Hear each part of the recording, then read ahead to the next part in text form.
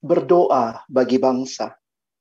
Dua kata yang saya rindukan, saudara dan saya renungkan hari ini, dan kemudian kita boleh responi di hadapan Tuhan. Kata melibatkan diri. Ada satu teladan yang indah di dalam pergumulan bangsa Israel. Apa yang dialami oleh Nehemia ketika dia mendengar berita tentang kampung halamannya, Yerusalem. Negeri yang Allah janjikan kepada nenek moyangnya. Dikatakan tembok Yerusalem telah terbongkar, dan pintu-pintu gerbangnya telah terbakar. Tembok merupakan pertahanan bagi sebuah kota di masa lampau. Bisa dibayangkan sebuah kota tanpa tembok. Maka tentunya begitu mudah musuh datang dan menyerang. Bait Allah dapat dengan mudah diserang dan kehidupan masyarakat dan kehidupan beragama pun terancam. Nehemia 1 ayat yang keempat. Ketika ku dengar berita ini, duduklah aku menangis dan berkabung selama beberapa hari. Aku berpuasa dan berdoa ke hadirat Allah semesta langit. Rekan-rekan kaum muda yang dikasihi Tuhan, apakah cuma Nehemia yang mendengar berita ini? Apakah pada waktu itu hanya ada Nehemia yang mendengar berita tentang kehancuran Yerusalem? Apalagi kalau kita membayangkan saat itu, Nehemia ada di Puri Susan. Bangsa Israel ada di dalam pembuangan di tanah Babel, kurang lebih 1000 mil dari Yerusalem. Dan dikatakan di dalam Nehemia 1 ayat 11, Nehemia memiliki jabatan sebagai juru minum raja pada masa itu.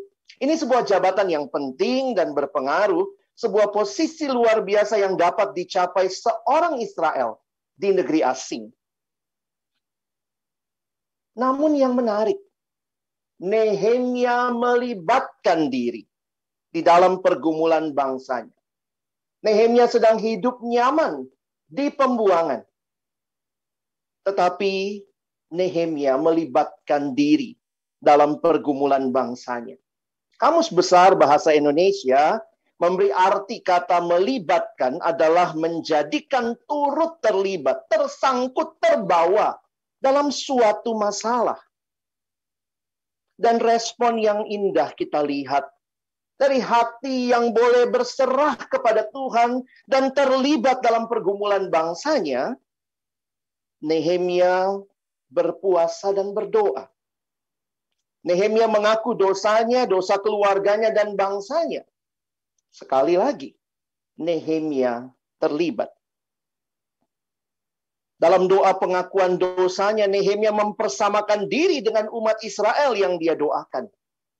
Bukan mereka, tetapi kata yang dipakai, kami, aku dan kaum keluargaku.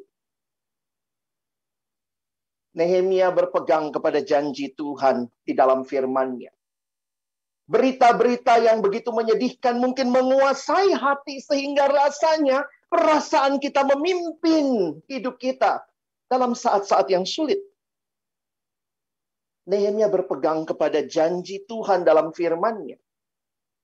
Hidup orang percaya tidak dipimpin oleh perasaan belaka, tetapi dipimpin oleh kepastian akan janji Tuhan di dalam firman-Nya. Dan selanjutnya, kita bisa melihat Nehemia berencana. Nehemia menggerakkan orang banyak. Nehemia dan bangsa Israel bertindak. Nehemia 6 ayat 15 mencatat, maka selesailah tembok itu pada tanggal 25 bulan Elul dalam waktu 52 hari. Rekan-rekan kaum muda yang dikasihi Tuhan, di manakah engkau berdiri saat ini di dalam pergumulan bangsa kita? Keterlibatan, melibatkan diri ternyata bukan masalah jarak. Banyak yang dekat tapi belum tentu terlibat. Buktinya hari ini, Tuhan menggerakkan kaum muda bukan hanya dari Indonesia, tetapi dari berbagai tempat, bahkan luar negeri, yang punya hati untuk berdoa bagi bangsa ini. terlibat bukan masalah sekadar jarak, tetapi hati yang benar-benar melihat kepada Allah dan boleh mengalami kasih kepada Allah dan kasih kepada sesama yang besar itu. Mungkin banyak anak muda yang melihat kondisi bangsa saat ini, melihat berbagai jumlah dari kasus-kasus COVID yang ada di bangsa kita. Tapi berapa banyak anak muda yang mau terlibat? Mau berdoa, berpuasa, berpegang kepada firman Tuhan, berencana dan kemudian bertindak. Karena saat ini, Tuhan memanggil kita untuk melibatkan diri bagi pergumulan bangsa ini.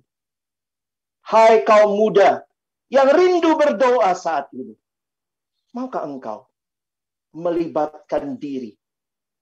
Sehingga ini bukan sekadar sebuah acara, tetapi hati yang diserahkan kepada Tuhan, hati yang memandang kepada pergumulan, dan disinilah Tuhan pakai kita bagi kemuliaan namanya.